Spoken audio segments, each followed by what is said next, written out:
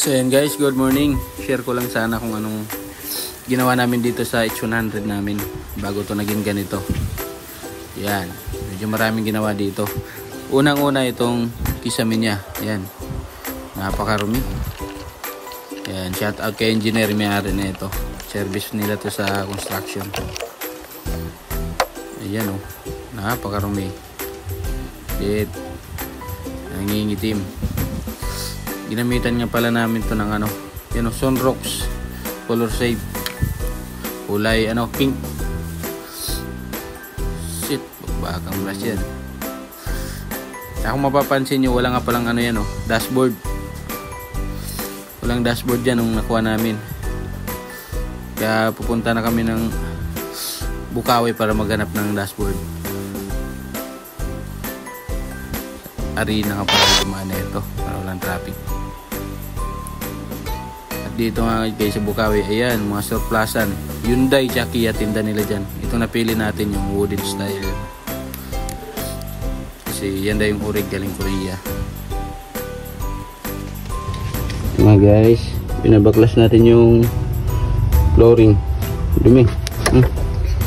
Grabe, langis. Tanggal na yung mga upuan. Tanggal na rin natin yung dito. Nilaban na yun. Ito nga pala yung binili ko kahapon, dashboard oh. Dashboard na siya. Ito naman next side, dumi. Kinabukasan nga, ito yung sunod na ginawa sa kanya, yung kanyang aircon. Uy, ganda oh. Dito lang pala to guys sa may ano, Verde Heights.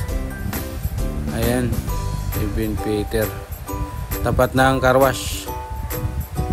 So yun, bali ito yung sira nya oh.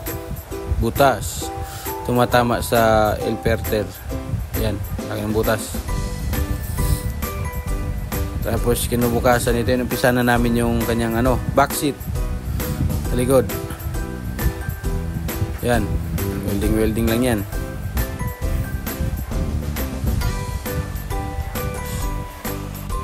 Pagkatapos yan, ayan, dalawa kami ng asawa ko, nagkakabit kami ng upholstery foam, tsaka yung ano nya, yung takip.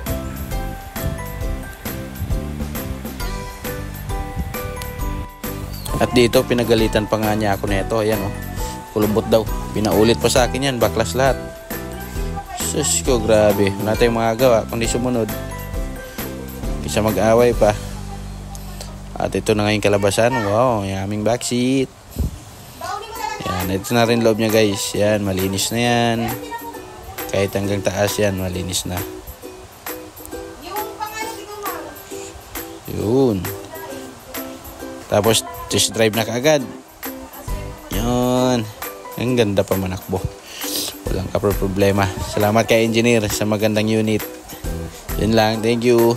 Bye-bye.